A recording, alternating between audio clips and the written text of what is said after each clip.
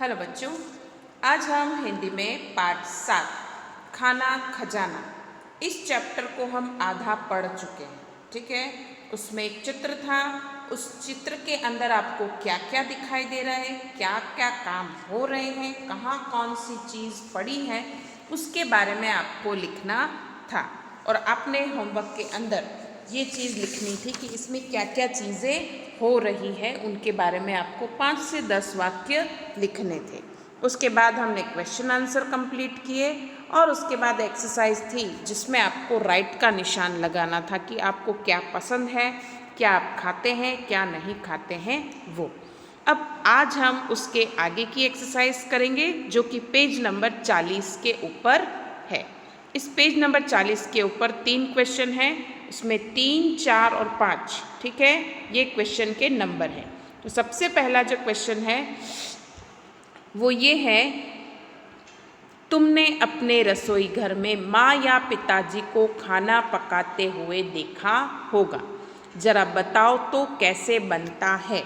तो तुम्हें क्या करना है वो मैं आपको बता देती हूँ कि सबसे पहले पॉइंट दिया हुआ है बेसन से पकोड़ा। तो उसको किस तरह से बनाया जाता है, तलकर बनाया जाता है। तो आपको इसी टेक्स्ट बुक के अंदर तलकर लिखना है।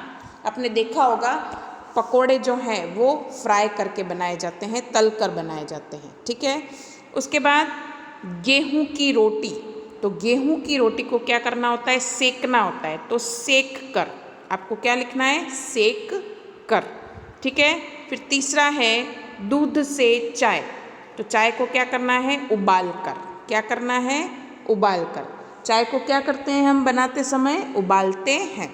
तो सबसे पहले में आपको लिखना है तल कर, फिर दूसरे में लिखना है सेक कर और तीसरे में लिखना है उबाल कर। इसी टेक्स्ट बुक के अंदर यहाँ पर जैसे मैंने पेंसिल से लिखा है आपको भी लिख डालना है। ये चीज़ें कैसे बनती हैं वो आपको पता होना चाहिए। ठीक है, नेक्स्ट जो क्वेश्चन है चौथा, चित्र में माँ को खाना बनाते हुए दिखाया गया है। मैंने आपको चित्र समझाया था, उसमें एक लेडी खाना बना रही है, वो बताया गया है। क्या खाना बनाना केवल माँ का ही काम है? नहीं तो बताओ और कौन कौन खाना बना सकते हैं। तो खाना बनाने का काम नॉर्मली मम्मी ही करती है, लेकिन आज सब लोग खाना बना सकते हैं। ठीक है, घर में मम्मी बना सकती है, पापा भी बना सकते हैं, दादी भी बना सकती है। कोई छोटा बच्चा अगर इंटरेस्टेड है खाना बनाने में तो वो भी बना सकता है। बड़े भाई बहन हो, छोटी बहन हो, सभी लोग खाना बना सकते हैं। ऐसा ज़रूरी नहीं है कि मम्मी ही खाना बनाए। आपने होटल में देखा होगा, वहाँ पर जेंट्स लोग खाना बनाते हैं, बावर्ची लोग होते हैं। तो खाना बनाना सिर्फ माँ का ही काम नहीं है, सभी लोग खाना बना सकते हैं अगर उन्हें खाना बनाना आता है तो। ऐसा ज़रूरी नहीं है कि मम्मी ही अकेली खाना बनाए। तो इसका आंसर ये रहेगा कि खाना बनाना केवल माँ का ही काम नहीं है, पिताजी, भाई, भाभी या आप खुद या बहन सभी खाना बना सकते हैं। ठीक है, तो ये एक ओरल क्वेश्चन रहेगा कि खाना कौन कौन बना सकता है। तो सभी लोग खाना बना सकते हैं, सिर्फ माँ का ही काम खाना बनाना नहीं है। ठीक है, नेक्स्ट क्वेश्चन है, एक कहानी है जिसको आपको लिखना रहेगा कि नीचे दिए गए चित्र को देखकर कहानी बनाइए। इसमें पहला दृश्य, दूसरा दृश्य, तीसरा दृश्य और चौथा दृश्य, 4 दृश्य इसमें दिखाए गए हैं। उनको देखकर आपको कहानी बनानी है। तो आपने ये कहानी शायद सुनी भी होगी, इसे हम एक बार रिपीट कर लेते हैं। ठीक है, सबसे पहले दृश्य में क्या है, झगड़ा दिखाई दे रहा है, फिर एक गट्ठर लेके आया है वो दिखाई दे रहा है, फिर उनको तोड़ने की बात दिखाई दे रही है और उसके बाद समझाने की बात दिखाई दे रही है। तो इस कहानी में क्या है वो मैं पढ़ रही हूँ कि कमालपुर नामक एक गांव था, उसमें एक बूढ़ा किसान रहता था।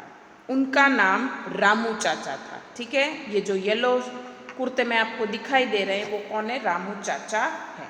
रामू चाचा खेती करते थे, उनके 2 बेटे थे। कितने बेटे थे, 2 बेटे। वे दोनों आपस में झगड़ते रहते थे। क्या करते थे, हमेशा झगड़ा ही करते रहते थे। रामू चाचा यह देखकर बहुत चिंतित थे। अगर कोई भी बच्चा झगड़ा करता है तो उसके मम्मी पापा को बिल्कुल भी अच्छा नहीं लगता है, वो दुखी होते हैं। उन्होंने अपने बेटों को बहुत समझाया पर उन पर कोई असर नहीं हुआ। वो कितना भी समझाते उन दोनों पर कोई असर नहीं होता, वो हमेशा झगड़ा ही करते रहते। एक दिन रामू चाचा को इस समस्या का एक उपाय सूझा। उनको एक दिन क्या सूझा? एक उपाय सूझा। उन्होंने अपने दोनों बेटों को बुलाया। बड़े बेटे को लकड़ियों का एक गट्ठर लाने के लिए कहा। क्या कहा? बड़े बेटे को बोला कि लकड़ियों का एक गट्ठर लेकर आ। बहुत सारी लकड़ियाँ एक साथ जो होती है फिर उसको बांध दिया जाता है रस्सी से, तो वो लकड़ियों का गट्ठर कहलाता है। रामू चाचा ने दोनों को गट्ठर खोलकर एक एक लकड़ी तोड़ने के लिए दी। उन्होंने गट्ठर को खोला और अपने बेटों को बोला कि इन लकड़ियों के गट्ठर को तोड़ो, एक एक को तोड़ो। दोनों लड़कों ने बड़ी आसानी से एक एक लकड़ी तोड़ डाली। एक एक सिंगल लकड़ी थी तो वो आसानी से उन दोनों से टूट गई। अब दोनों बेटों को लकड़ियों का गट्ठर बारी बारी से तोड़ने को कहा। क्या बोला? पूरा जो गट्ठर था, एक साथ जो लकड़ियाँ थी उनका गट्ठर तोड़ने के लिए बोला। दोनों लड़कों ने खूब ताकत लगाई पर वे लकड़ियों का गट्ठर नहीं तोड़ सके।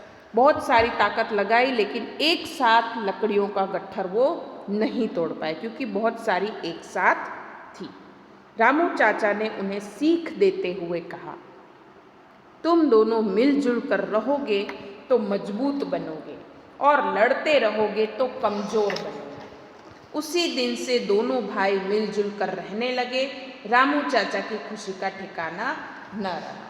रामू चाचा ने बोला अपने बेटों को कि तुम अगर झगड़ा ही करते रहोगे तो तुम क्या रहोगे? कमज़ोर बनते जाओगे, और अगर मिलजुल कर रहोगे तो तुम्हें कोई भी हरा नहीं पाएगा। तो इसलिए उन्होंने ये समझाने की कोशिश की लकड़ियों के गट्ठर से कि देखो, तुम एक एक लकड़ी थी तो उसे आसानी से तोड़ सके, लेकिन अगर एक साथ थी तो तुम नहीं तोड़ पाए। उसी तरह से तुम दोनों को भी मिलजुल कर रहना है, झगड़ा नहीं करना है। इस कहानी से हमें यही सीख मिलती है कि हमेशा हमें मिलजुल कर रहना चाहिए, झगड़ा नहीं करना चाहिए। ठीक है, इस कहानी में यही शिक्षा हमें देने की कोशिश की गई है। ठीक है,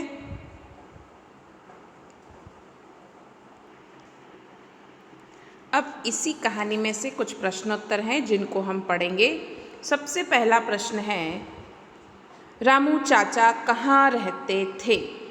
तो रामू चाचा कमालपुर नामक गांव में रहते थे। कहाँ रहते थे? कमालपुर नामक गांव में रहते थे। दूसरा प्रश्न है, रामू चाचा क्या करते थे? तो इसका उत्तर है, रामू चाचा खेती करते थे। उसके बाद है, रामू चाचा के कितने बेटे थे? तो रामू चाचा के 2 बेटे थे। हमने कहानी में देखा ना, 2 बेटे आपस में झगड़ा कर रहे थे, तो रामू चाचा के 2 बेटे थे। चौथा, रामू चाचा को किसकी चिंता थी? तो इसका उत्तर है, रामू चाचा को अपने झगड़ते हुए दोनों बेटों की चिंता थी। बट ऑब्वियस है कि 2 बच्चे अगर झगड़ेंगे तो माँ बाप को तकलीफ़ तो होनी ही है। तो इसलिए हमें इस बात का ध्यान रखना चाहिए कि हमें किसी से भी झगड़ा नहीं करना चाहिए, चाहे भाई हो, बहन हो या अपना दोस्त भी क्यों ना हो। नेक्स्ट क्वेश्चन है, रामू चाचा ने लकड़ियों का गट्ठर क्यों मंगवाया? तो रामू चाचा ने आपस में झगड़ते हुए दोनों बेटों को समझाने के लिए लकड़ियों का गट्ठर मंगवाया। क्यों मंगवाया? वो अपने बेटों को समझाना चाहते थे कि तुम अगर मिलजुल कर रहोगे तो तुम्हें कोई भी परेशान नहीं करेगा।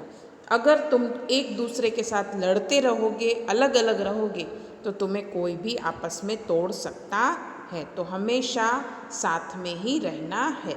साथ में रहोगे तो मजबूत बनोगे, अलग रहोगे तो कमज़ोर बनोगे। नेक्स्ट क्वेश्चन है, रामू चाचा के बेटे लकड़ियों का गट्ठर क्यों नहीं तोड़ सके? तो गट्ठर में लकड़ियाँ मिली हुई थी, इसलिए वे नहीं तोड़ सके। क्या हुआ था? गट्ठर में लकड़ियाँ मिली हुई थी, इसलिए वो नहीं तोड़ सके। एक होती है तो टूट जाती है, लेकिन बहुत सारी थी इसलिए वो उसको तोड़ नहीं पाए। ठीक है, नेक्स्ट है एक एक लकड़ी तोड़ने से क्यों टूट गई। अलग होने से ताकत कम हो जाती है। क्या होता है? अलग होने से ताकत कम हो जाती है, इसलिए एक एक लकड़ी तोड़ने से टूट गई। अगर हम अलग अलग रहते हैं तो हमें कोई भी तोड़ सकता है आसानी से, कोई भी हमारा फ़ायदा उठा सकता है। लेकिन अगर हम ग्रुप में रहते हैं, मिलजुल कर रहते हैं, तो कोई भी हमें तोड़ नहीं सकता और हमारी ताकत भी है वो बढ़ जाती है। कई बार ऐसा होता है ना कि हम अकेले होते हैं तो हमें कोई भी उल्लू बना देता है या कोई भी मार के चला जाता है, हम कुछ नहीं कर पाते हैं। लेकिन अगर हम ग्रुप में होते हैं तो क्या होता है, हमें कोई भी परेशान नहीं कर सकता है। तो हमेशा मिलजुल कर रहना चाहिए, हर एक की मदद करनी चाहिए। तो यही चीज़ इस कहानी में भी सिखाने की कोशिश की गई है कि मिलजुल कर रहने से ताकत बढ़ती है और अकेले रहने से ताकत कमज़ोर होती है। ठीक है, अब आज आपके होमवर्क के अंदर आपको क्या करना है वो मैं आपको बता देती हूँ। सबसे पहले प्रश्न 3 जो आपको दिखाई दे रहा है ये वाला, उसको आपको टेक्स्ट बुक में ही कंप्लीट करना है। उसके बाद प्रश्न 4, इसमें आप अपनी मर्ज़ी से आंसर लिखेंगे कि घर में कौन कौन खाना बना सकता है। इसका आंसर मैं आपको नहीं सेंड करूँगी, ये आपको खुद से लिखना है। 5वां क्वेश्चन जो कि कहानी है, उस पूरी कहानी को आपको लिखना है आपकी टेक्स्ट बुक के अंदर, नोटबुक के अंदर, जो आपकी ग्रामर की नोटबुक है उसके अंदर ये कहानी आपको लिखनी रहेगी। कहानी लिखने के बाद इसके जो प्रश्नोत्तर हैं उनको आपको लिखना रहेगा। ये जो प्रश्नोत्तर आपको दिखाई दे रहे हैं वो आपको कहानी लिखने के बाद उसके नीचे की तरफ लिखने रहेंगे।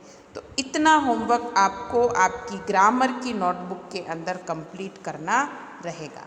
कहानी जो है वो आपको ग्रामर की नोटबुक के अंदर ही लिखनी है। ठीक है, और ये जो प्रश्नोत्तर है वो उसी कहानी के नीचे की तरफ लिखने हैं।